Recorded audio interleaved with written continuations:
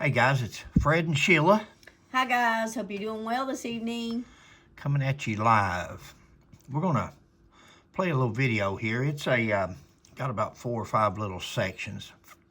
This is a video off Mike Elam's fair use. I'm gonna use fair use off Mike and critique one of his videos that he's done concerning Ann Henderson. I'll show you Mike after a while. We'll let him speak last. But I'm going to show you a couple of videos first, or we are. We've been listening to them, and we are not going to play the entire video like Mike did. Mike says at the end of the video, you'll hear him say he respects this lady, and he does this and does that, but yet he plays this lady, and she's totally embarrassed. I tell you, I don't know if the TBI will ever recover from the trust of people in Tennessee, the way they done people by taping them. These people were not being taped because they committed a crime. They were being taped because they may be a witness or had information on something. They were not suspects. There was no reason to sneak around and tape these people without their knowledge. If you want to go there and lay the tape recorder out on the table and tell them we're going to tape this conversation and be upright with them, that's one thing. But when you tape them without their knowledge and them not even been investigated for some kind of a crime, or it just doesn't add up. And I think in the end, people like this, I mean, she's done had a stroke. They say this lady is brokenhearted. And so we're only going to play, and I hate to even play them, but I've got a point to make on them. So I have to play certain little things, but let's start it out, and then we'll take it from there. Let's see how it goes. Babe, you got anything so far? No, I feel sorry for this lady. I know you do. It's sad what they did to her. I know. You're right. Caught first car, and that's me. Oh, wow. And then somebody used and I laughed and made fun of them all the time. But there's this guy named, and this was Harold Gann, and we called him Horrible Horrid. And anyway, he was the one that went to the pipeline with Tommy Bivens. Okay. And Tommy Bivens is some of the mob down there, you know. Oh, wow. And Oh wow, some of the mob. Wow, that's what I was saying. Yeah, She some beat me of to some it. of the mob. That can't be, because Mr. Parsons said that was just a boogeyman. They were just made up. The state line mob and all that was just made up. Remember? Well, there's you. A person that's talking about the state line mob. Now that's exculpatory. That's something, why would they want to concentrate on that for? Let's move on to something else. We don't want to discuss state line mob. You're going to hear Mike Elam here at the end of the video, and he says, he just hauled a couple of barrels of moonshine.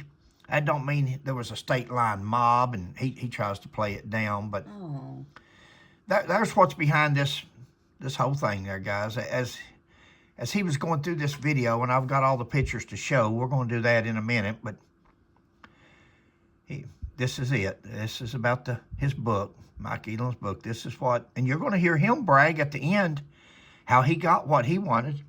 He accomplished what he wanted. You'll hear him throw Mr. Davidson, Mark Davidson, under the bus.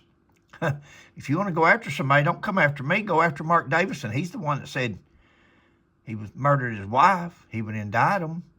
Yeah, he's threw Mark Davidson under the bus now, but probably deserves it. I mean, everybody's got their own. They can make up their own decisions in life. Mark Davidson, he didn't have to go with this. Let's go to the next video. So I lower this down. We're going to click right here. Let's see what this one says. Okay, no problem. So, I'm going to be out of town all next week. But, soon as... Guys, I'm going to tell you something. You would think that the TBI, I don't know what kind of cases they've got in the past that people's never heard, because they say I don't know how they can do that under the Constitution, that a person can't hear any kind of incriminating evidence against them.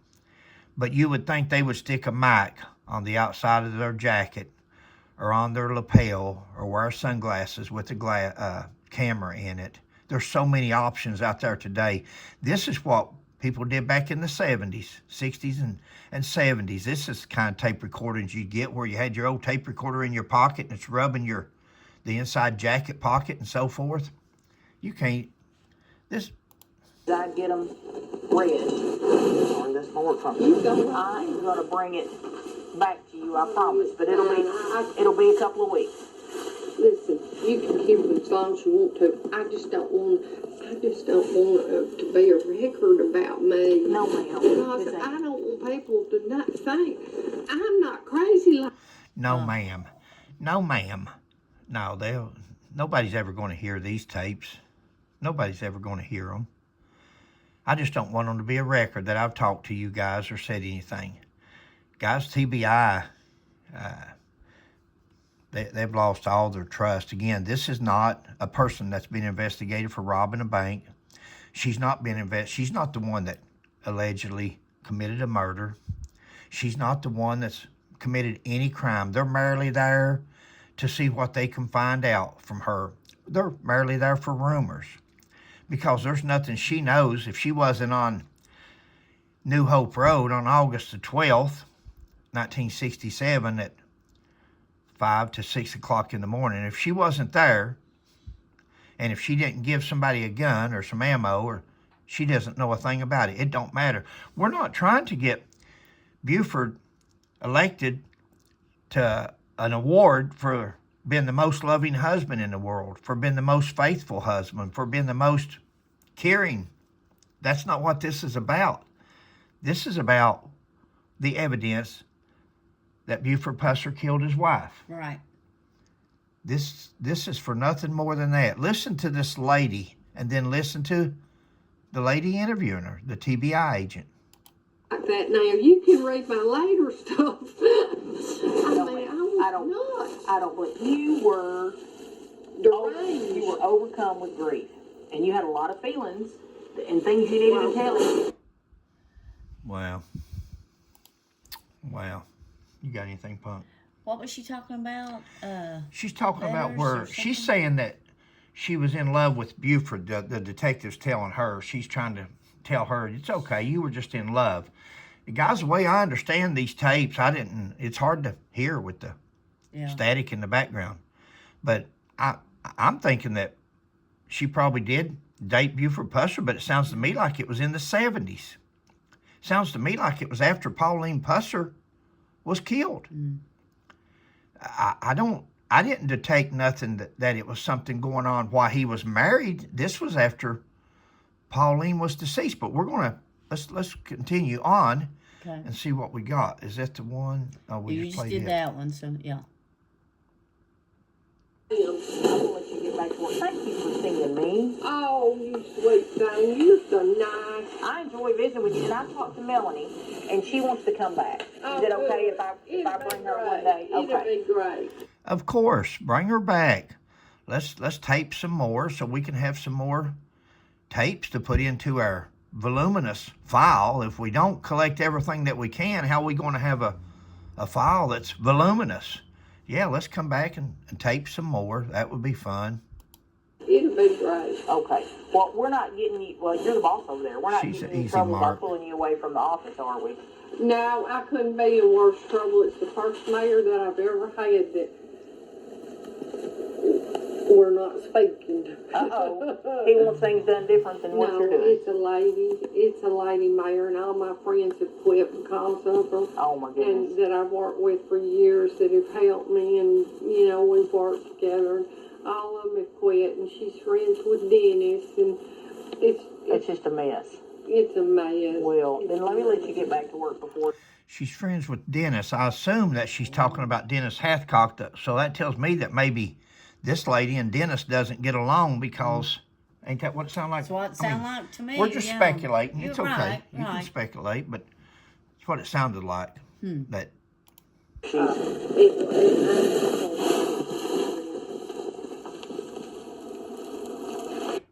Oh, bless her. What I wrote to Gillis's aunt, the only one left, when he died, and it tells my real story, Okay. I think. What is Gillis's aunt's name? Her name was Catherine Scott, and she was my home ec teacher.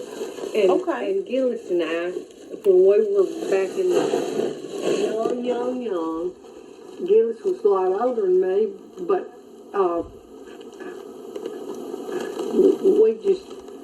we went together, and and then we ended up being best friends. Right.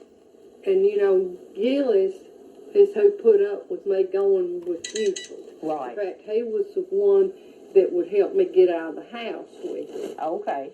And when he died, I hated myself so bad for being such a fool, because he's probably the only one that ever loved me. Right.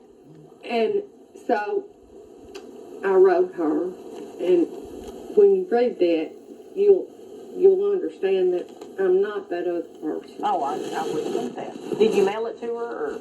Oh, I gave it to her, yeah. Oh, okay. And then she... Now, guys, this next one to come up is Mike Elam. I'm going to come back to it after we go through and discuss some of these photos and different things like that. But throughout this audio, and if you haven't heard it, you may want to, I know how some people hate to go to Mike Elam's page, but I don't want to show his entire video. Goodness sakes, it's not easy. I don't care if you're telling the truth or not on these videos. They're not easy to make. So go ahead and go over to his channel and watch, so you can watch the entire. I hope you can hear better than I can. Yeah, it's a little bit hard to hear. She said that somebody sent her a rose every Friday. They're, in my opinion, assuming that it was from Buford and it was poetic and he would write her poems. Well, I don't think Buford was that poetic. I don't know Buford, don't know anything about him, but just the way, if you're having an affair with somebody, or again, I don't think it's an affair. I think everything that took place with this lady, maybe you guys know more about it than I do, but seems like it was after 1967, after Pauline had passed. And if that's so, then that's got nothing to do with the ambush. That's got nothing to do with Pauline's death. But she said somebody sent her a rose, but yet she talks about this last guy here that said it's the only guy that ever loved her, she felt now. And we believe that that's probably where the anonymous rose was coming from every week that she says she received.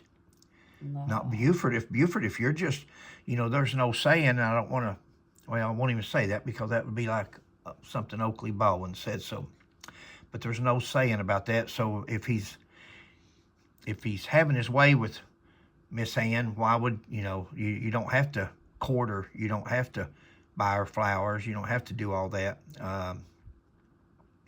So I have a feeling that because she said she went to the florist or something and talked to people. I don't know if you heard that part, baby. You was in the other room. Yeah.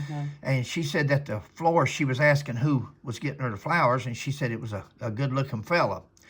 If you was describing Buford Pusser, guys, what's the first thing you would say?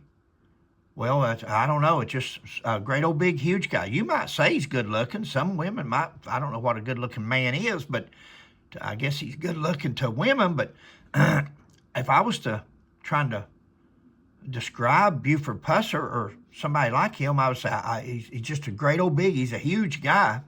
That's what my first words of describing him. And Yeah, but who doesn't know Mr. Pusser? if you was going to describe Fred McCoy, you'd say, well, he's a little short, pot-bellied, bald-headed fella. That's if you're going to describe somebody with freckles but she said that the florist told her, said this is a good-looking guy that comes in and pays for the flowers. What was you going to say, babe? Yeah, but it seemed like to me, Mr. Pusser was well known. Oh, sure. So the florist would have known What that you it was think Mr. so? Pusser. Good point. Yeah, They good would have point. reckoned. Yeah, so Good point. And then again, I think describing them as a huge person. So she also mentioned that the mayor, I forget his name there, the mayor that would not allow Buford Pusser to film the movie in Sumner was her boss at one time. And now I could have misunderstood, but the way I understood it is that the mayor, I think his name was Billy maybe, had a thing for her and Buford. And they were jealous of each other, Buford and her, the mayor, according to what I understood.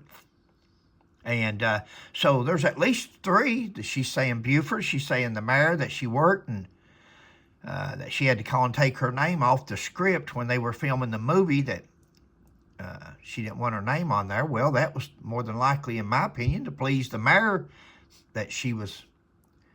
So I don't know. There's a lot of things to her story. Maybe as I go over these photographs, maybe we'll see that. Billy Joe Glover was the mayor. Was the mayor? Mm-hmm. I'm going to go to the screenshots here. And I'm going to come down here to where this first screenshot, the first, and then I think we can go from there once it gets up to, now guys, here's what it's all about. Here's what it's all about. Who you see there? The one in front, I could be wrong, but from the rear, is that David Roush? It could not be. It says TBI agent. He's the TBI director. But is David Roush there somewhere? I know there's a bunch of people. When I've seen a wide photograph of it, ain't we, babe? Mm-hmm. Where there's several people there. Right. Not hard to tell who this back one is. District Attorney General. Wonder you don't have Mark Davidson. I'm sure it's probably on the front, but there's Mark Davidson. There's your prosecutor. The prosecutor at the scene of exhuming a body. Now, my question would be here is, how many times can he count that he's ever done this before? How many times has he ever went to a cemetery where they were exhuming a body? I mean, it may be a regular practice for him. I'm simply asking a question. If there is a bunch, then you can say, okay, that wouldn't stand out. But if this is the only one or the only two and three, and they're all, the three that he went to or the two are all high publicity, high profile cases, why's he doing that for? Well, publicity. Name, fame, notoriety, fortune. That's what people does things. Look at those jackets. They want you to see them. They want you to know that they are on the scene. Now, this is something that rookies do. This is something a 2, 3, 4, 6-year-old, 6-year officer would do. Wanting to get in the newspaper, wanting to be in the know. This is not something older guys, stabilized guys that's in positions, guys with titles, they stay at the desk. They take care of the office stuff. This was for nothing more than publicity, guys. Now I'm going to tell you why, because this is one of the pictures that Mike Elam shows while he's playing the interview of Ann Henderson. He's got these pictures in the background. These pictures are flashing by in the background as he's letting her talk. The interview goes on. Now, why is that? Remember, name, notoriety, fame, fortune, name, notoriety. Who's this? If you know who it is, please put it in the comments. I think I know, but I'm not going to speculate on that. Now, the question is, you can see a hand over here, so I don't know if it's I don't think that would be Pauline's. That looks like it's got flesh on it. After 58 years, I don't think Pauline would have flesh-colored skin. But somebody wanted to put his picture to give him some notoriety. Who is this fellow? We know it's not Dr. Pillar. Dr. Pillar's dead. So who is this?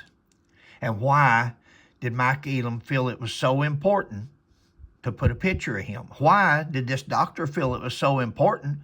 Now, he's got surgical stuff on, guys. He's got a mask on. He's got an apron. He's got his gown. He's got his skull hat. You reckon maybe there's some surgery going on? Getting ready to go on? Been going on? Looks like somebody that's dressed for surgery. We got a camera we're getting ready to have surgery. We got a camera in the operating room or the recovery room or, I mean, it must be something to do with sterilization, or he wouldn't still have his cap and his mask and all that on. So we're going to just pull out our camera, one of the nastiest things that people carry now. More people take their cameras to the bathroom with them than they do toilet paper. Go figure. And you're going to pull your camera out and take a picture of somebody, and that's just me talking, guys. I'm speculating. I'm just saying they wanted this guy's picture. Mike Elam wanted this man's picture in his video for some reason. Who is it? Put it in the comments if you know. Oh, I don't know. Let me think for a minute. Let me see if I can look for a hint as to who this is. Oh, yeah, right there behind them. I got you, baby. You're right. Mark Davidson. There's your District Attorney General. Mark Davidson, guys, 25th District down there in Tennessee. If you're an elected voter, if you're a registered voter, you should never, in my opinion, cast a vote for this man ever again. That's my opinion. You know, do what you want. I don't live in Tennessee. He's not my prosecutor, but sure not. There he is. There he is. And you can see down here below the booth, it says Mark Davidson. Up here, it says Mark Davidson. Down here on this red circle, this one right here behind him where Roush is at, got Mark Davidson 3 times all over the wall and the podium. We know who that is. There's Mark Davidson's name behind him. That's David Roush. That's the head of the TBI, guys. That's the head.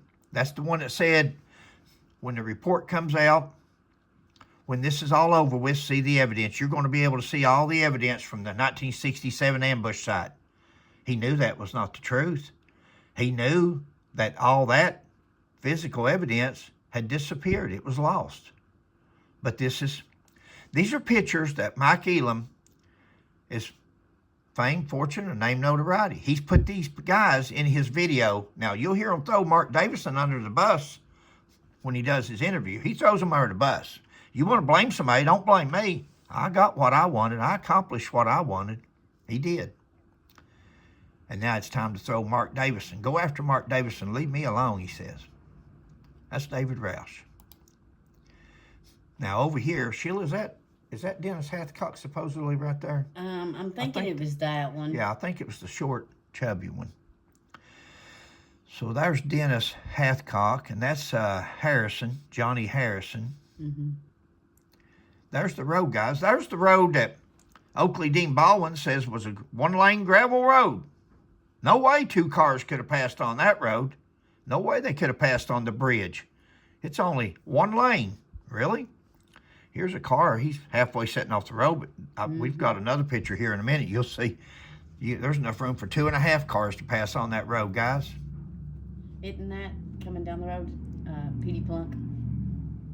I don't know who you're going to see him in a minute. Okay. He's in here. And, of course, on Mike Elam's movie with Ann Henderson. Now, Ann Henderson doesn't know the first thing about the ambush. She doesn't know the first thing. She's not a witness. She has no evidence.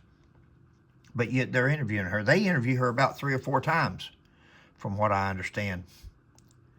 But here he is with Walking Tall, all-time box office champ, Joe Don Baker.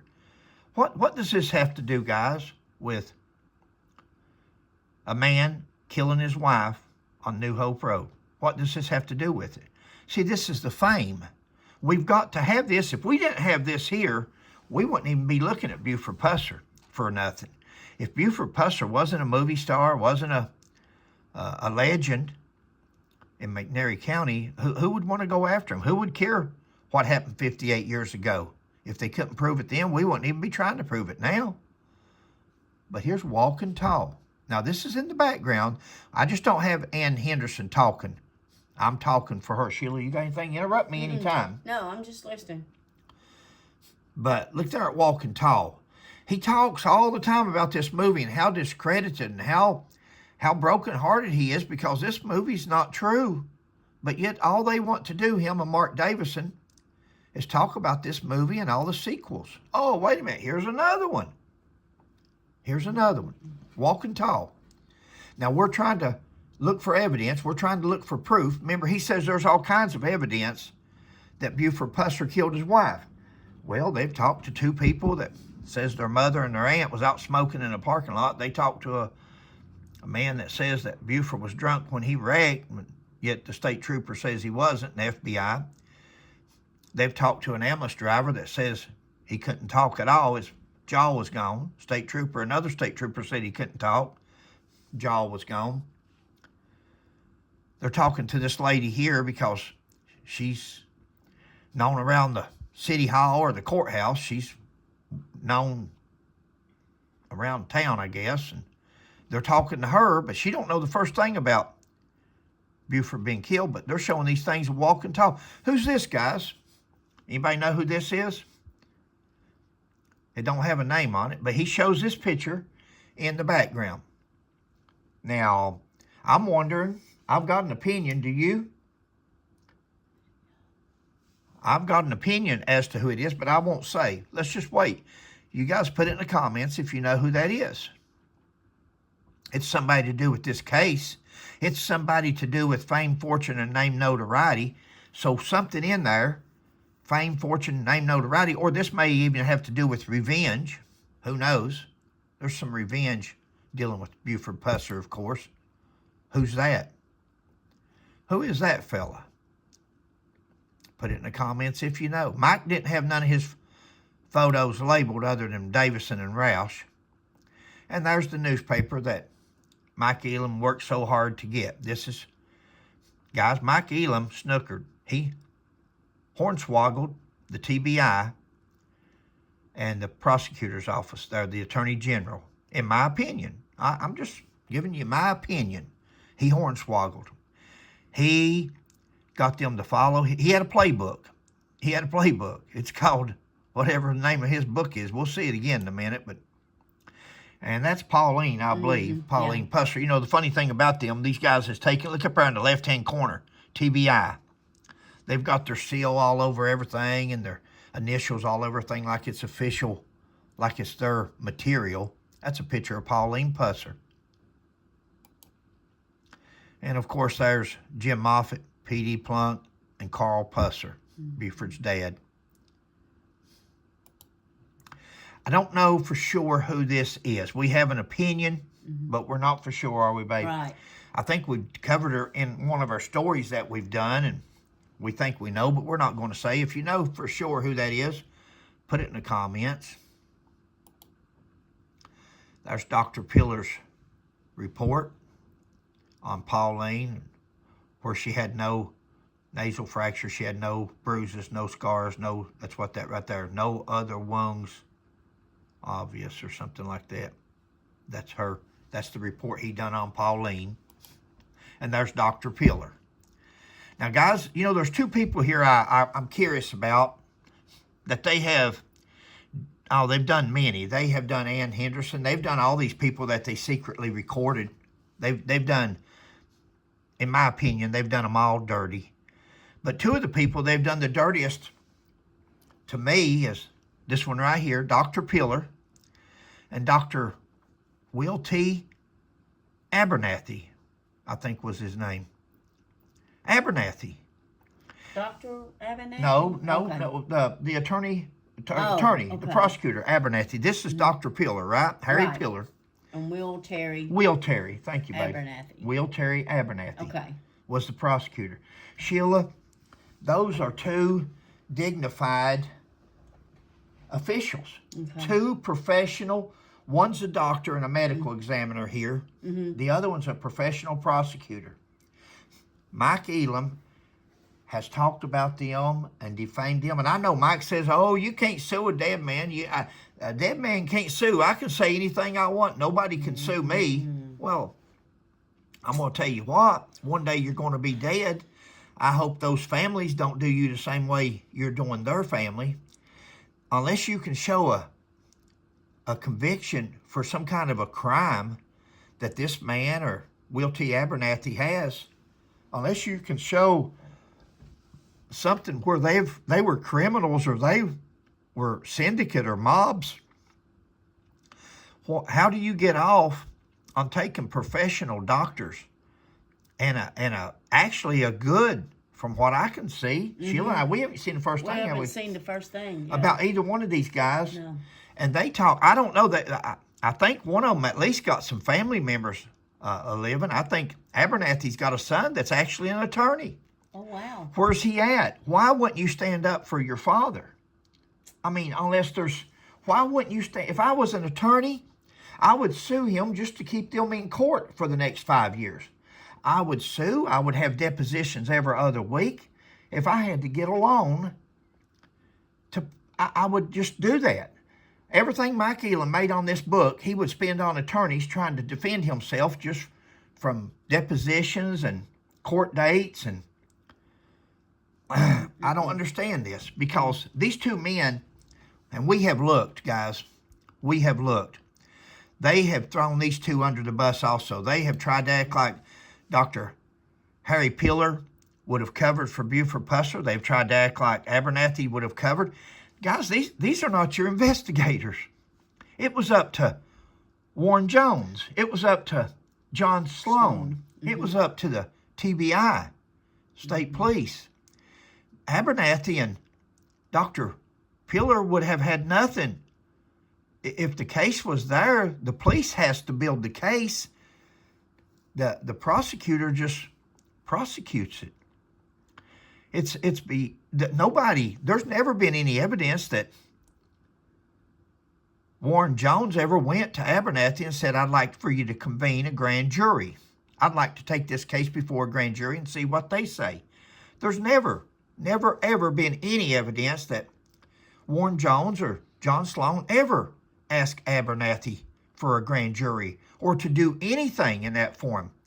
But Mike Elam wants to throw it back on Abernathy like he was the most corrupt prosecutor. I don't know why Abernathy. He was friends with him.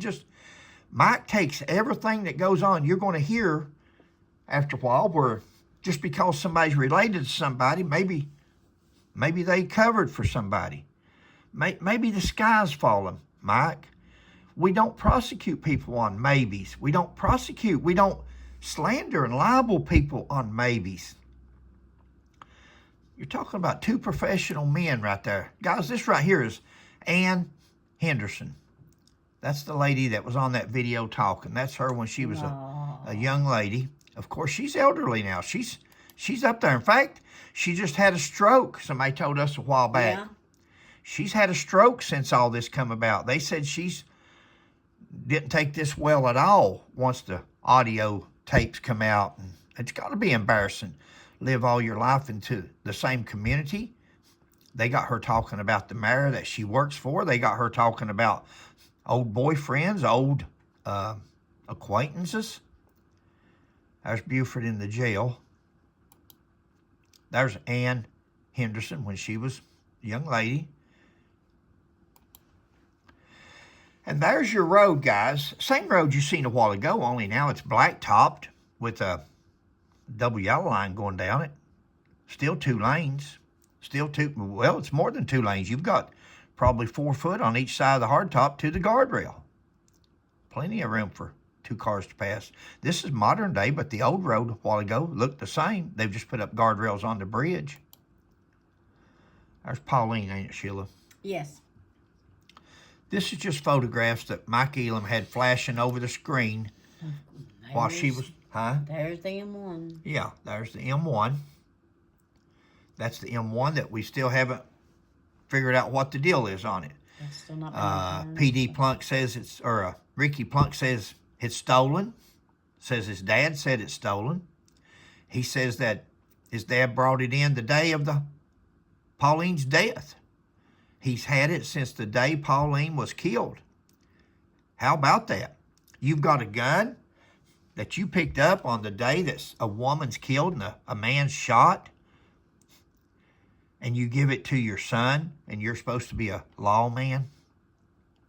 Boys, this is hard to believe. Now, the gun's never been given back. TBI hasn't given the gun back. Now, if you confiscate something from somebody and there's no reason to keep it, it's not fruits of a crime, it's not stolen, it's not used in a homicide, you give it back to them.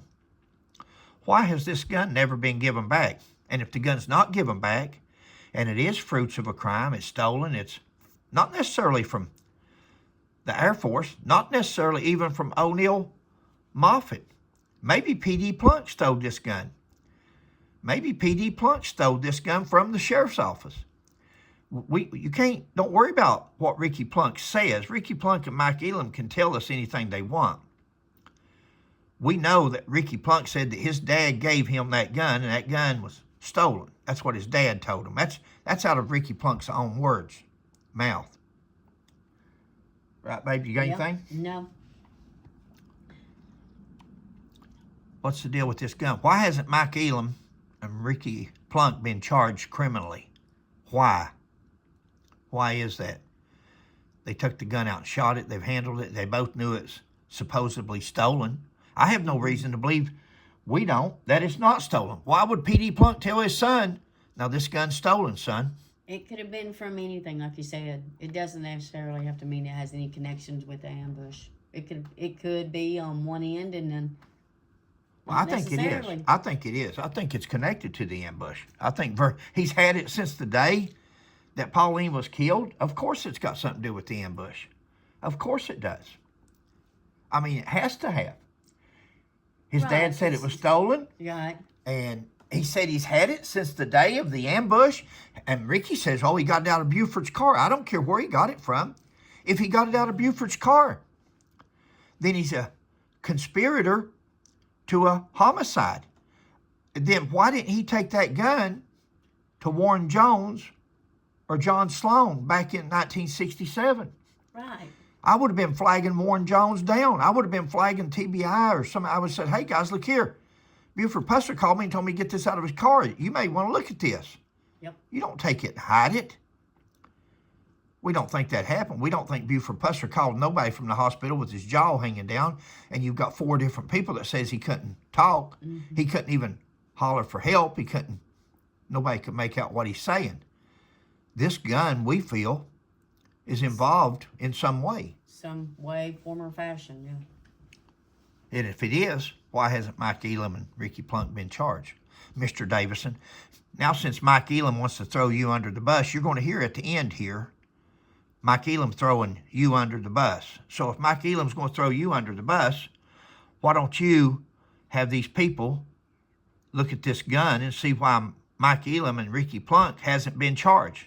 Doesn't have nothing to do with thrown under the bus. You should have done that anyway. But now that you see that he could care less about you, he got what he wanted. Yeah, but also it was the wrong number on there too. They didn't give the correct number, so. Well, that's the TBI. That goes back to the TBI, babe. There's a reason for that. Yeah. So, well, that's what. Yeah, you're right. They made that up. They wanted to do that. That's not an accident. If that's an accident, that's the most inefficient department. How do you look at this department? Are they the Keystone Cops?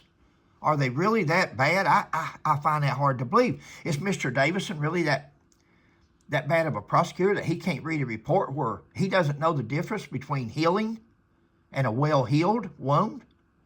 I don't know. I think it's deceit. That's my opinion. It's either deceit or incompetence. They can take their choice. They can, every which one they want to claim. Well, we're incompetent. Well, we don't know no better. Well, we ain't got no sense.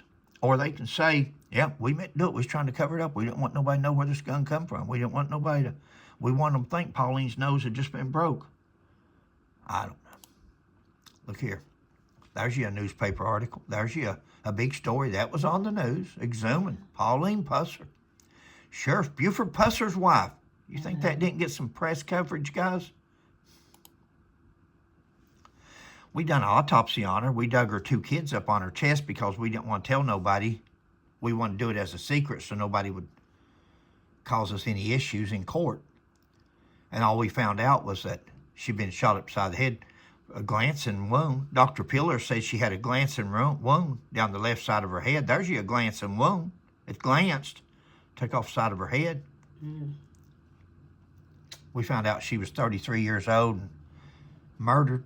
She didn't shoot herself. She was killed by a gunshot. Wow.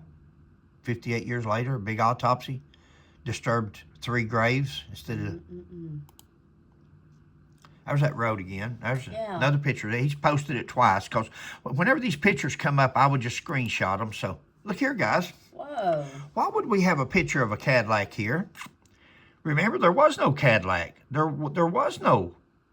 That's an imaginary car. Remember, even though the Troy Mask, confirmed that they hid, they let the people hide their blue Cadillac in the family barn for 2 weeks after the day of the massacre, the day of the ambush. Thank you, babe. Wow. Mike Elam's got a picture of a blue Cadillac. What's this all about? Is this bragging rights? This is in Mike Elam's video.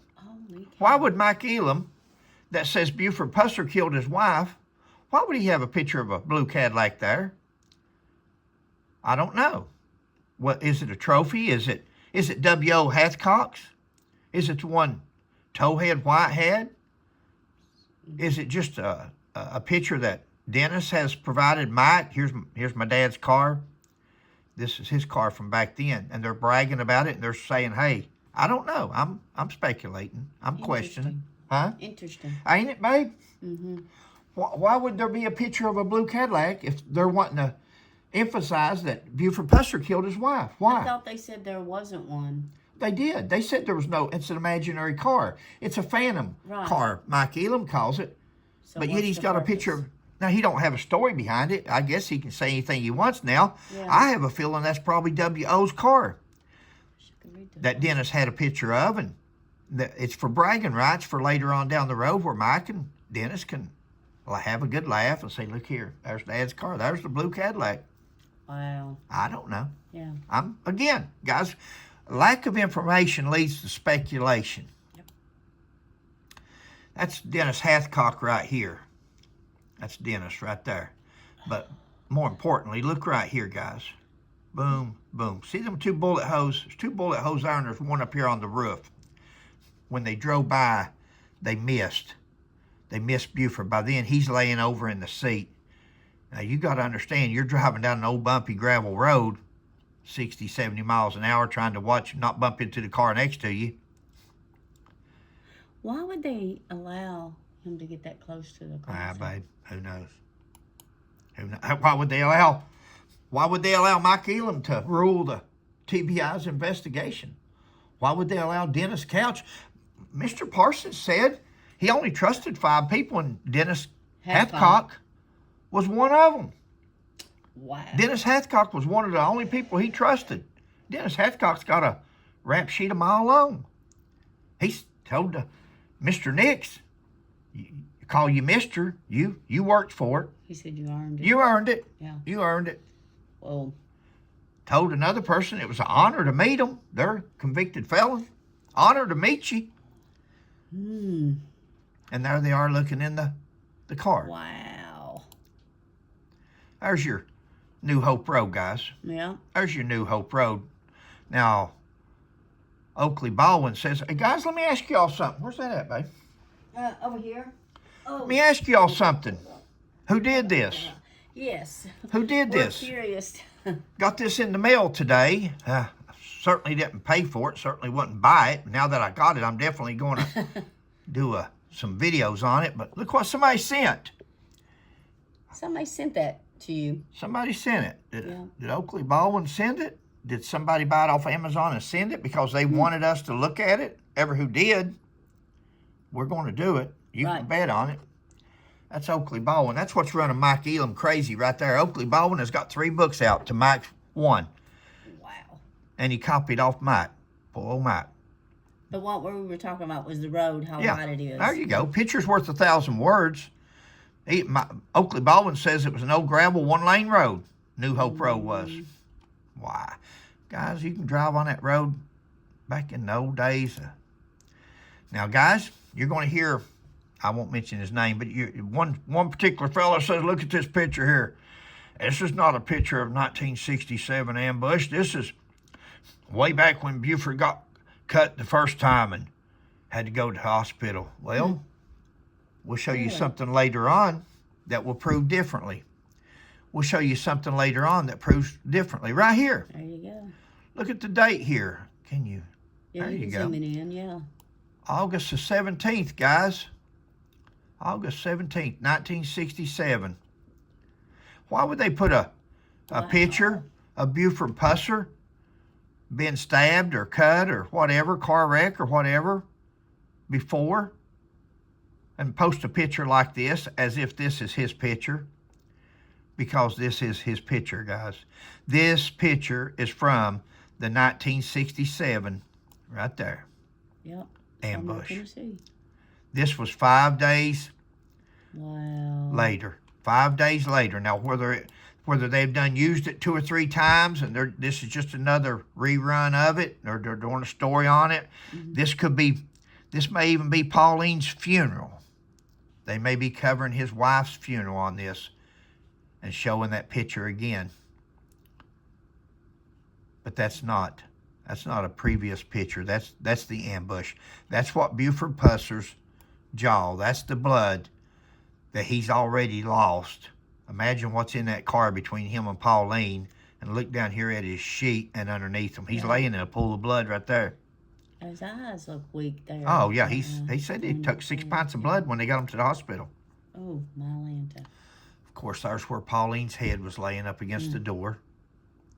These are pictures that Mike Elam shows as he's doing that interview. These are the pictures that he shows. There's New Hope Church.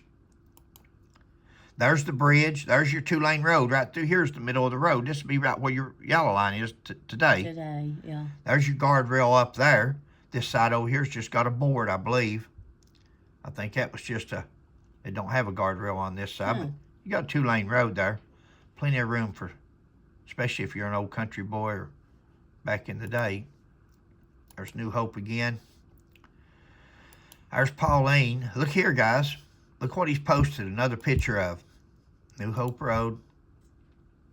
Who are these guys here? Who are these guys?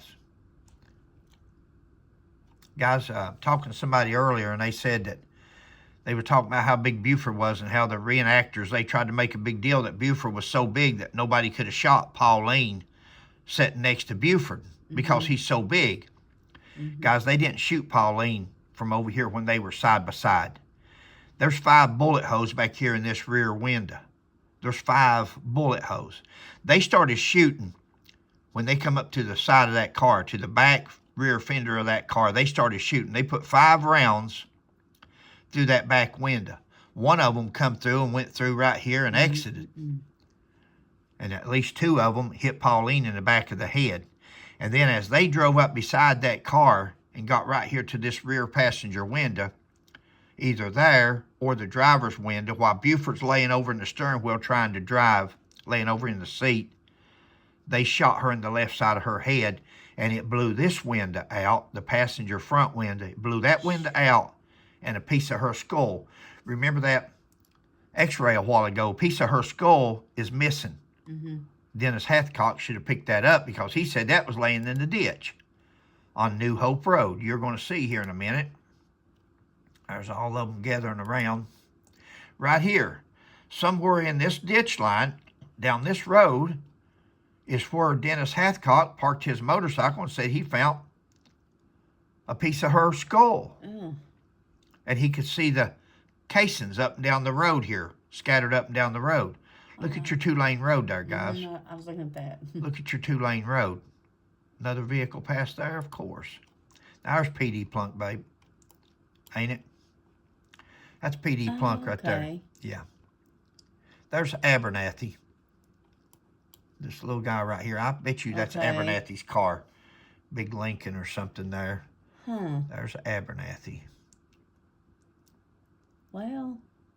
And there's PD Plunk. Now, guys, there is a person, if he was alive today, that would be the person to interrogate.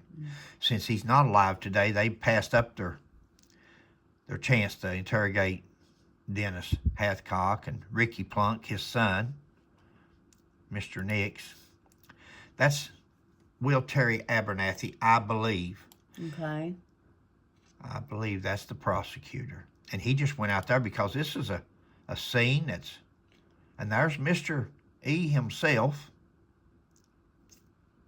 There's the real deal. The real deal.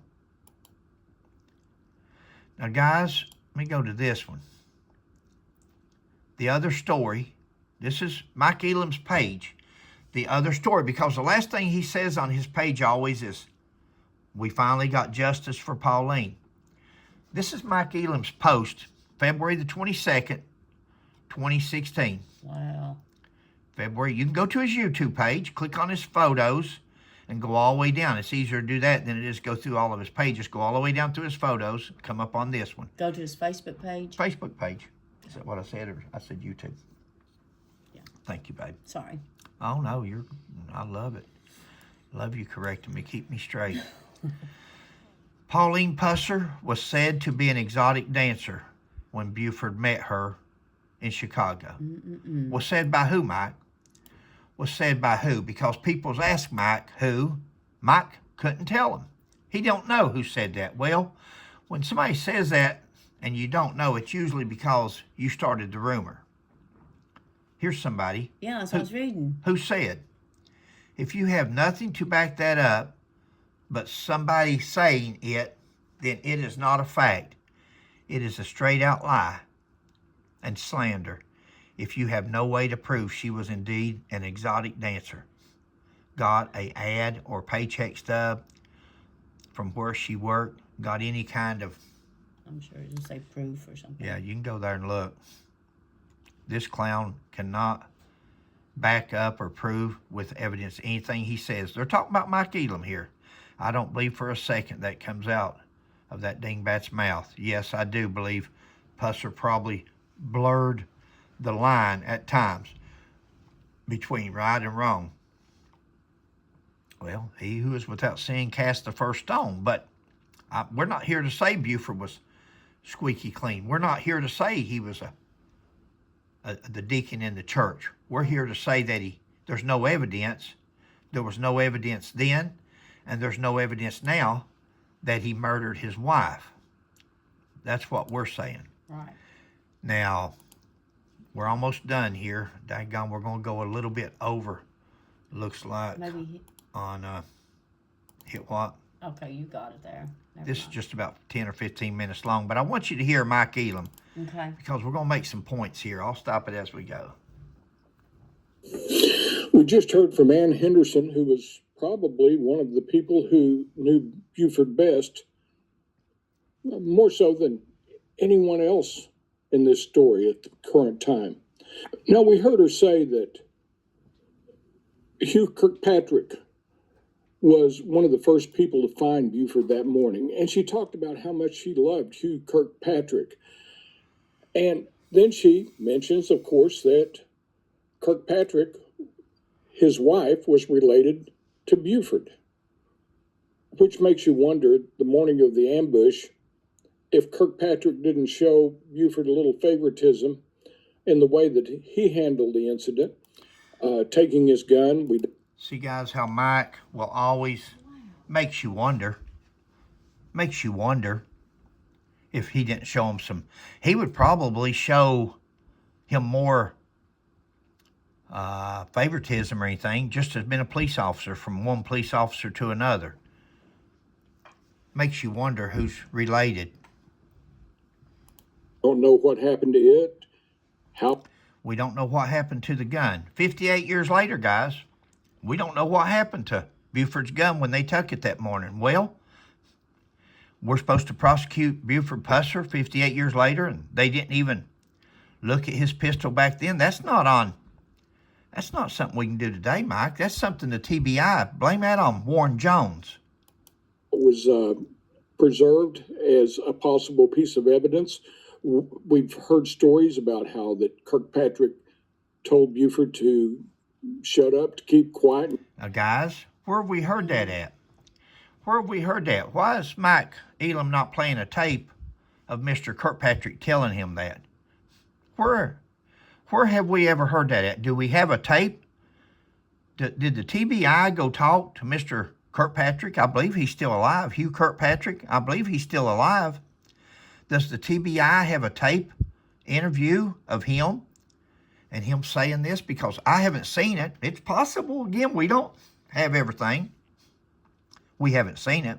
we think Mike Elam has spoken that in the history. Not say anything.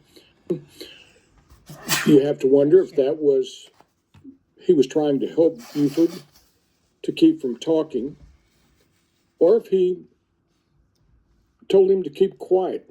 Mike, we've never heard that except from you. Guys, that's twice now, maybe even 3 times. I was sneezing. Sad, sad, sad. That's maybe even 3 times that he says we know that he told him to keep quiet. We know that he told him. What's Mike's definition of illusionary truth? It's when you tell somebody enough times something, they begin to believe it. He's done told you 2 to 3 times in the last 3 seconds that Hugh Kirkpatrick told Buford, or ever who it was, the other guy, was it Hugh Kirkpatrick? Hugh Kirkpatrick told him not to, don't say a word. That's Don't what open he's your mouth. saying. Don't open your mouth. Because he was afraid of what Buford would say. Why would he be afraid for, Mike? Why would Hugh Kirkpatrick be afraid what Buford would say? Were they drinking buddies? Were they partners in crime? What's the connection there? What about the ambulance driver? What he said. Exactly. Well, then we heard Ann talk about how that she had read the notes that she had written about Buford. No, I thought that was going to come up. I think he says something else in a minute because we're going to mention Donnie Smith. Oh, okay. I could be wrong. Okay. Seems like he brings this up again in a minute. But you're exactly right. Why? Well, Donnie Smith says he couldn't talk. His jaw was hanging down. The state trooper, what was his name? Reed? Jay Reed said he couldn't talk. All he could do was mumble. Carl and everybody that heard him on the radio said all he could do was mumble. Nobody. Miss Manby said couldn't talk. He couldn't talk. The other guy that was the first one at McCoy's there with him couldn't talk. He couldn't talk. Mike Elam says. And how, looking back, she realized how that Buford had made a fool out of her, and how she felt like that. Guys, you're talking to a woman scorned, or an elderly woman, maybe even guys, as we get older, none of us, I joke all the time about different things. In fact, people's even taken it serious before because we do. Our memory's not like it once was as we get older. Can you take everything 58 years later? Again, I haven't seen where she said they were having an affair while Pauline was still married. I could be wrong. Please correct us. Please tell us what years, if anybody can hear better than we can, that her and Buford was having an affair. But from what I gather, it was in the 70s. Well, if it was in the 70s, Pauline was already deceased. Buford was a free man. He's single. He's widow. She was listening to a deranged person, as she described herself. As she described herself. I thought all she said was, "I'm not that person." She's saying that she was in love or head over heels or whatever. But he says she described herself as deranged. She was also afraid that people are going to. But you'll hear him in a minute say how much he respects her and he wished people wouldn't say nothing about her. But yet he plays her entire video and her so embarrassed that this video is out. Wow. But yet first thing he did was play it. Judge her. And I'm sure that there are those out there that probably will. But I guess, like I said at the beginning of this, I'm not going to judge Ann Henderson. She was young. She was an impressionable young lady. But you don't care to make a video of her on it talking about secrets, talking about personal things in her life that took place. You sure didn't mind making a video of her, did you, Mike? At the time, Buford was an older person that showed her some attention, and a lot of young girls would just absolutely be thrilled by that kind of attention, especially from somebody like Buford, who was the sheriff. So it's hard to sit back and judge her for that. At least it is for me. Is it? So let's just throw this video up there. Guys, go to his channel. He wants the clicks. He wants the clicks so bad that he played a video of this lady, and she's so embarrassed and so traumatized. her life is turned upside down. That's her memory, her whole life is turned upside down. This is the most traumatic thing probably ever happened to her. She thought she had a rough life before until this tape come out, and everybody in that small community knows Ann Henderson and knows every secret she ever had, every boyfriend she's ever had, every acquaintance that she's ever had. They know it because they didn't tell her, we're taping you. They said, no, it's never going to get out. Please don't ever let this out. She says, no, it's never. Just a bunch of girls talking here. Yeah. Well, I'll tell you what. Yeah, as far as trustworthiness. You know, she talked about dreams or something. I really couldn't make it out that she had that indicated that she felt like Buford. Mike, you ever get in front of somebody and you're trying to be somebody, you're trying to carry on a conversation, or you're lonely and you'll talk about anything and you just spout out of the mouth and run off on anything that you can? Do you take everything that this lady says as the gospel? You couldn't tell that maybe there's some... Might take her out to Pickwick and drown her or something. Wow. I'd like your comments on that. Yeah. See what you hear in it. Know what she said. She also mentioned that Billy Joe Glover, who that she worked for as a city recorder when he was the mayor of Selmer, kept the movie from being filmed there in Selmer. Tell us why. So, you know, we've always talked about that, about how that officials didn't want the movie made there. Why? Well, of course, she says that that was Billy Joe Glover that prevented the movie from happening there. And I might also add that No. Now, she said that, from what I understood there, that he liked her, that maybe they was even dating. And Buford and him was jealous of each other, is what I think she said. Now, let's look back here. What year was this when they made this movie, guys? What year did they make Walking Tall? 1973. 1973. Oh, wait a minute. Pauline's done been dead 6 years. Is it okay for Buford to date the city clerk? Is it okay? It's okay in my book. I don't care. The day after, I don't want Sheila looking at the funeral. But once I'm gone, I don't care. I want my wife to be happy. I don't want her to be lonely in life. Maybe Pauline felt the same way about Buford. interviewed several people myself, that, including Glover at one time, that said that. Now, guys, is Glover still alive? Does anybody know that? Please put it in the comments. Is Glover still alive? That'd be interesting to know, because he didn't say that in the beginning. First, he just talked about Glover, and then he thought for a minute, and he said, yeah, I've interviewed him myself. Really? Do you have a tape of that, Mike? Do you have something that would prove that? Because most people has a tendency not to trust you anymore, because everybody you say you've interviewed a lot of times is after they are deceased. Guys, if somebody would, please go look, put it in the comments, and let's see if the old mayor is still alive. Mike says he interviewed him after he thought for a minute. That makes me think that he's probably passed on. Now, I could be wrong. That's just my... One thing he talked He had a thing. Okay. he was talking about how Miss Ann Yeah. was afraid that Buford was going to drown her and stuff. She could have been just afraid of water, and he was trying to get her out on the water to take a boat ride. Just like Mr. Moffat was said to have stated that he was going to get killed.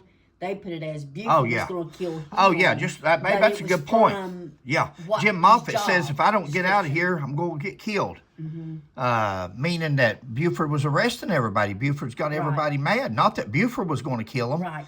I heard her say that he wanted her to go out on the pontoon with him, that he had a pontoon. And she might have just been afraid of water. I bet Buford was going to get out there and turn that pontoon over in the middle of the lake, a pontoon. He ain't going to take her out in a little john boat, little fishing boat. Why would he take her out and drown her? Why does everything with Mike Elam come back to murder? But you're going to hear him in a minute. Wait, you're going to hear him cover for something. For Ann. So there was a lot of hatred and jealousy over Ann between the mayor and the sheriff, the same way there was apparently between Towhead and Pusser, the sheriff. She mentioned, Guys, there was no jealousy on Buford's part. Buford was making a movie. The mayor's the one evidently that told her to go take her name off of the movie, that he didn't want her to be part of Buford's movie. So they got some kind of a love triangle going on there, according to Mike and her. But the movie being filmed. you know, it's always been said, and here's the point I wanted to make. I forgot it a while ago, but it's always been said up to now that they didn't want the movie filmed in Sumner or Adamsville because they didn't like Buford Pusser. Well, he only got elected 3 times as sheriff and served out. He only got elected every time he run. But they act like they didn't want to do the movie because nobody liked Buford Pusser. That's not it. They didn't do the movie in Sumner because the mayor, Billy, whatever his name was, Billy Joe Glover, was dating the same woman evidently Buford Pusser was. That it wasn't about Buford's reputation or Buford doing anything wrong in McNairy County. It was the fact that it was a personal thing, just like with Warren Jones. Mr. Elsie told me, and I've got it on one of them messages somewhere, that Warren Jones, I put it in a video because it was from him. I don't know if it's true or not. I don't know. Mr. Elsie says that Warren Jones had a thing for Pauline Pusser. I don't know that no more than nothing. I'm only repeating what I've got a text message that where he told me that. And in fact, we put it on a video and showed the message itself. So people can say anything they want, guys. Just because somebody says something doesn't make it true. And seeing the script, reading it, and asking Lloyd Tatum, who was Buford's personal attorney, to have her name removed from the script. She didn't want it to be in there. And of course, she mentioned that. Guys, I want you to hear something here. I know we're 1 hour and 7 minutes and only real dedicated CSI people are here, and that's fine. But listen to Mike Elam go on about didn't want to do the movie, wanted her name off the script, wanted this, wanted...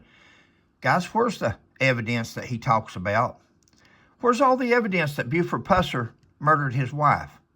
We're talking about everything, and it's like this every video. Every video that Mike does, he talks about everything in the country. Buford was going to drown her. Buford and the mayor didn't get along. Buford done this, Buford done that, but there's no evidence. All we need to know or see is the evidence or a witness that says Buford Pusser murdered Pauline. It's not there, guys. It's never going to be there. Tommy Bivens was a member of the State Line Mob, or the mob as she referred to it. And now listen to this. Listen to this. You know, they blame Buford Pusser. If they could, they say Buford Pusser threw a cigarette butt down, and it fire season, he jaywalked, he done this against the grain, and they'll say anything in the world about Buford Pusser. Now, she says that Tommy Bivens was in the state mob, the State Line mob. That's what she said. Now, it's funny how they take her word. Oh, Buford was going to drown her. She mentioned about going out on a pontoon. He says Buford's going to drown her. But she says that Tommy Bivens was part of the State Line mob. And listen here what he says. I don't think there's ever really been any proof of that established, other than he did help Towhead White move a lot of barrels. Oh, wait a minute now. There's no evidence that he was in the State Line mob, but now Towhead White now, we know he was in the State Line mob and WO, and he did help him move a whole lot of barrels. He's trying to cover because he gets along now with the Johnson family and the Bivens family. From a still in McNairy County. And that's some of the ones that talked to the TBI. That was some of the other ones that wanted to be famous, that gave an interview because they wanted to be famous. They wanted to be in these books. And I was looking today in the back of this book, and somebody sent us, and it's got all these names in the back of the book, all these investigators. Oakley Dean Baldwin he's got like font, the font's like on a 20 font. I definitely don't have to wear glasses with that one because it's like 20 font. I don't know how many pages, but if you put it down there on a regular font, you'd probably have 20 pages of a book, but you're getting about 10 words to a page. I'm exaggerating, but Yeah. she's over here kicking me, but I'm joking. You get 12 or 15. Down to Tishomingo County. And other than that, there's really no connection Watch with his him eyes. being part of Watch his eyes, guys. He's all over the place today. He looks like one of them little bubblegum machines. a mob. Like he's Now, I searching. would like He's looking around the room, searching for his next word, his next conversation, his next fib that he's going to tell. to say that, of course, there's going to be all these guys that are coming out of the woodwork. They are just saying anything they can, drawing as much attention as they can. Well, Mike, I don't know, buddy. You've got some great investigators, police officers, retired federal agents, retired expert witness attorneys. Yeah, there's a bunch of people coming out now. People are riled up. People can see a sham when they see one, and they're looking at this one hard, buddy. You've spread it on for years and years, and now people are starting to Themselves that this whole investigation was a sham. It is. And the problem with people like that is they're hoping that you may be focused on the one sector of the investigation that they have to question, whether One sector, one element of the investigation, Mike. We question the entire so-called fabricated investigation. If you all can't listen to these interviews that these TBI agents, I'm telling you, it's embarrassing to believe that our law enforcement officers have. I'm embarrassed. I used to wear a bracelet, the little blue and striped bracelet for a retired police officer. Had retired police officer on my license plate I took it off. My Lord, when my tags run out, I'm going to take my FOP tag off. I'm embarrassed at this point in life to ever served as a police officer with the name that police officers have nowadays and what goes on. And this is a plain case. If you guys can't take what the TBI did on this case and the prosecutor's office and see the deceit and the dishonesty, then you shouldn't be on the road driving. it's the M1 or whether it is a particular person, a particular pathologist. The problem is they do this because they can't prove Buford innocent. What was you going to say, babe? They can't prove him guilty. They have no evidence. Yeah. Speak up a little bit. I don't know if they can hear you over there, but I said they can't prove him guilty. They have no evidence. They've lost it. can't prove him innocent. It's not nobody's job to prove a man innocent. It's the prosecutor's job to prove him guilty. The prosecutor can't prove a dead man guilty. The prosecutor said if he's alive, he'd get an indictment. Well, he's not alive. So you can't get an indictment, so why would you even say that? That's an imaginary. Now, I will say their argument is no longer with me. I accomplished what I wanted. Whoa. Now listen, guys, if you want, where two or more is involved, one will talk. And here you go. Whoa. Where two or more are involved, one will talk. Here's your talker. Here's your weasel. Here's your little mouse. Here he is. He's getting ready to show you his character right here. Listen, let's see what he says here. Too, I feel like I got justice for Pauline, or at least did my part in it. Their argument is now with District Attorney General Mark Davidson. Oh, Oh, okay, my. everybody, get off Mike. Get off Mike Elam. He's done this for 20 years and slandered people and libeled them, but now he's got what he wants. He's got the general stood up in front of the world and said Buford Pusser would be indicted if he was alive for murdering his wife. Now, let's throw it back on the general. Oh, my.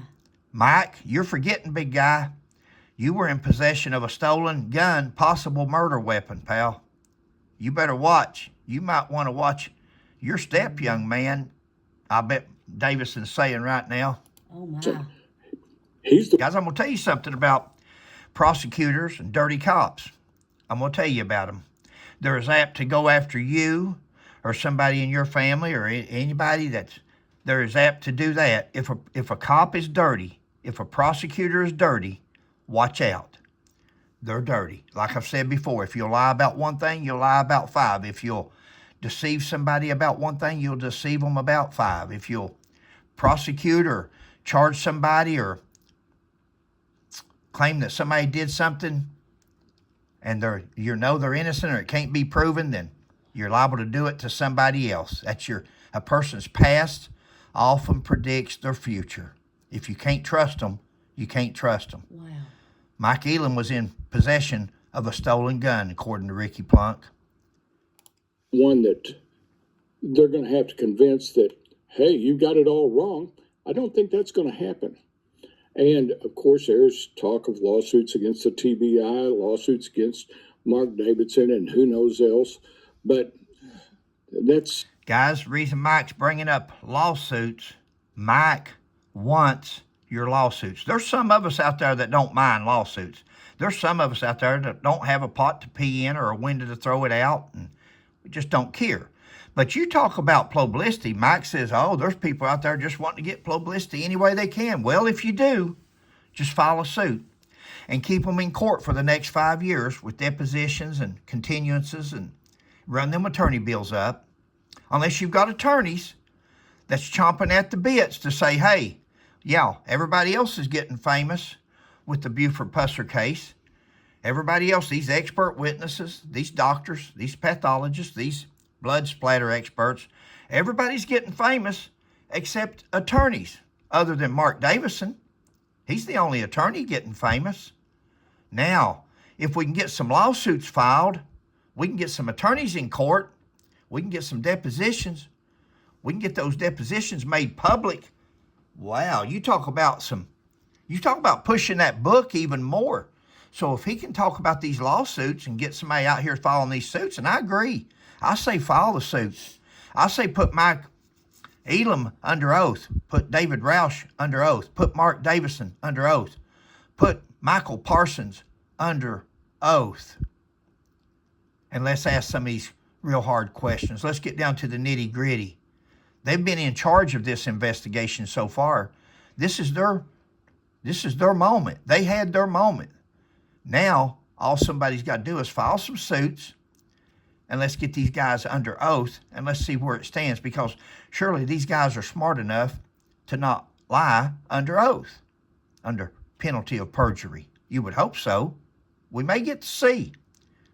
Kind of a long shot, because the TBI and Mark Davidson are members of state-sanctioned bodies, and it's going to take a lot of evidence to overturn what that Mark... Don't have to overturn, Mike. Remember, people's just wanting publicity. You don't have to overturn. You don't have to get nothing. It's the art of the deal. It's the publicity a person's going to get, the national publicity, the national coverage, especially in depositions, when you can set prosecutors down and directors of a state agency, and you can ask them everything that you've ever wanted to ask them under oath. And let's find out if these guys have ever had affairs. Let's find out if you've ever had an affair on your wife under oath. Let's find out if they have ever cheated on their income tax. Let's find out if they've ever done anything at all against the law. That one person can come up and tell something as it goes forward. See, as investigations move forward, things come out. People start to talk.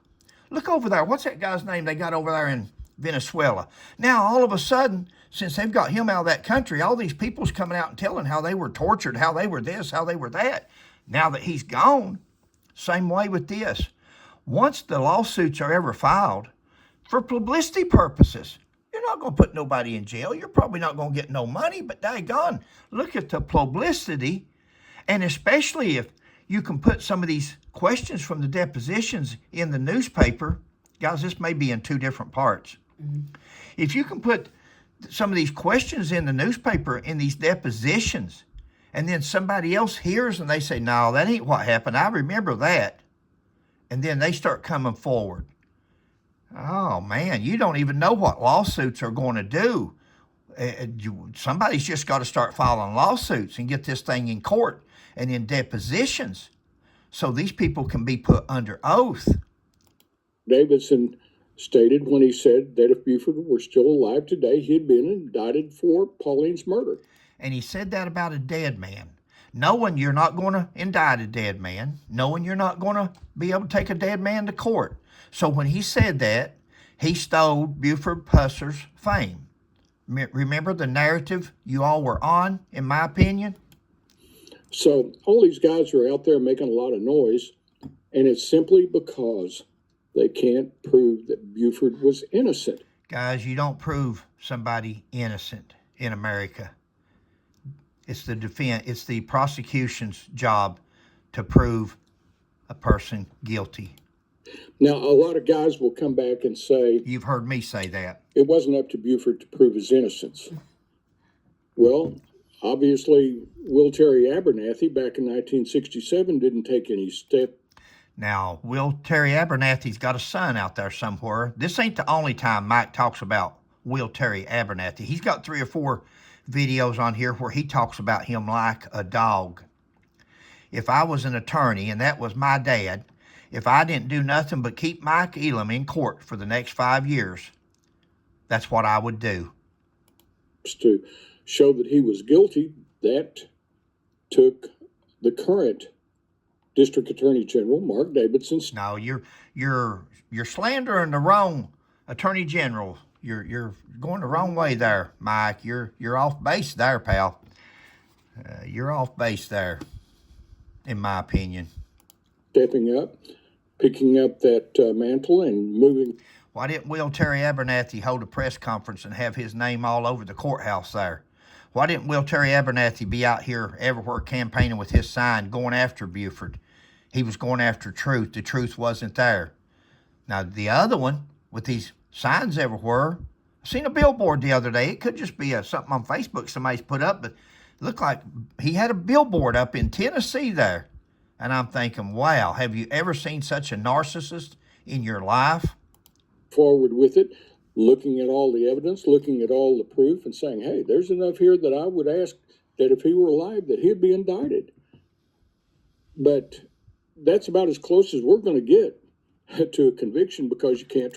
That's as close as you want, Mike. You got what you wanted. You got him to say that at a national covered press conference. And that's all you needed, was the clear base for you to go on and write your books. These books ain't going nowhere. These books are they're going to start evaluating them. They're going to start putting out these ratings on Amazon and all these places, and eventually people's going to hear about you and Oakley Baldwin. Right, dead man. So that being the ultimate that can be stated at this time, it's up to them to convince him that he is wrong. So I'll leave it at that. Guys, I would like your comments out here. I'd like to know what you think about all this. We're going to keep diving into this week after week. It'd be interesting to hear your view. Sure he does. Mike, let's see what your YouTube check is. Show us what you draw from YouTube.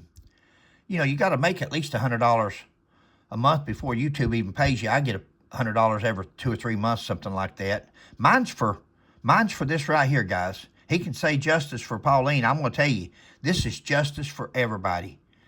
Our videos is about justice for the American criminal justice system. If somebody don't take control of it and come back and make people start heeding to the rules again, then we've lost our justice system. This is not justice for nobody. Points.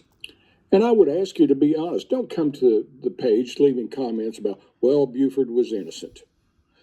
The point is, He's innocent, Mike. Buford Pusser is innocent until proven guilty. He can never be proven guilty. Anything at the ambush site, any kind of physical evidence is lost. The original file is lost. It's lost, Mike. He can never be, he's dead. He can never be proven guilty. You can slander him and say he had affairs. You can say he slapped people around. You can say that he done anything you want to say, but you're never going to prove that Buford Pusser killed his wife. That was for nothing more than fame, fortune, and name notoriety. And I'm hoping that you guys, the rest of your life, and even after you guys are dead and gone, hopefully go to heaven one day. Hopefully you do. But I have a feeling that you guys are going to be studied for years to come. I don't think history is going to favor you guys in the least in what happened in the Buford Pusser case. To back it up, you need to show something. The same as I tried to show that he was most likely the person. Show us the 60-minute taped interview that you said the TBI said you and them have. Show us the 60-minute interview that you said Buford Pusser was on 60 Minutes. Show it to us. We've asked you for it. Show us that one piece of evidence. Let's go from there. Let's just start with it, one thing at a time. Show us the 60-minute interview, Mike, the segment. It did kill Pauline Pusser. So until next time, just remember, truth has no agenda. Thanks for watching, and we finally got justice for Pauline. Guys, always remember, truth with proof. Truth with proof. Now, Mike says we finally got justice for Pauline. We finally got justice for Pauline. Let's see, guys. Let's see if we got justice for Pauline. Let's see if we got justice for Pauline. Pauline Pusser. Buford Pusser, the other story. Mike Elam. This is Mike Elam's page. This is Mike Elam's post, February 22nd, 2016. Pauline Pusser was said to be an exotic dancer. You know, guys, exotic dancer, go-go girl, stripper, when Buford met her in Chicago. Now, the TBI asked her brother, Griffin Mullins, if she worked at a bar while she was in Chicago. He said, no, absolutely not, never did. She said in her divorce proceedings with Roman Pete Vance, that she made $52 a week working for R&R Donnelly. That was her income. and that was before taxes. She had to take her two kids home for her parents to raise for a while she was trying to get her feet back on the ground. You think, look at her, back in the 60s, could she have been a exotic dancer? Could she have been a stripper? I'd say she could have. I'd say she would have done quite well, but she wasn't. There's never been any evidence to it. There's never been the first, other than this, and Sheila and I is the ones that's really put spotlights on it because we thought that, Sheila read that, and she thought that was the most cruel thing that a person can do to a woman, to a woman's reputation, and to demean her. If she done it, that's one thing. That's up to her. It's not against the law, but it's like saying Buford Pusser murdered his wife. This has been justice for nobody. Justice for nobody. Oakley Baldwin says she had a baby out of wedlock. We read in the divorce papers where her husband was R-ing her. He was R-ing her. They were separated. They were split up, waiting for a divorce, and he was molesting her. The court documents state that he was by force. She's got pregnant again, and he says that it was mama's baby, daddy's maybe. I don't know. I wasn't there. I don't know. Somebody says that Griffin says she was married 3 times. Somebody sent us a paper today that if it's her, there's another marriage license. We can't find a divorce decree to go with that one. So to think that there's only one Pauline Vance or one this and that, we can't be that naive. Good chance that it is her, but we've got to know for sure. But If she was married again, then she was married. It wouldn't be mama's baby daddy's. Maybe it would be hers and her second husband, because Buford was her last husband. Babe, what you got? Now, that's what Mike does right here. You seen on this other page, all these guys were commenting and saying they was calling Mike Elam names and stuff. And then this one here says, Chris, your response was highly inappropriate. So somebody, I'm afraid I'm going to have to say goodbye. So Mike Elam tells you, comment, guys. I welcome your comments. I welcome them. Well, here's what he does to you when you give him your comments. He deletes them. He deletes these people if it's not a comment that he wants to hear. If it's not something, if you don't have something bad to say about Buford Pusser, don't comment on Mike's page. Same way with the TBI. Remember, there was people that contacted the TBI that had exculpatory evidence that was requesting a dignified person with a law degree had contacted the TBI, wanted them to look at a certain person a little bit closer, wanted to look at his criminal record, wanted them to focus. They wasn't interested. We don't want nothing exculpatory.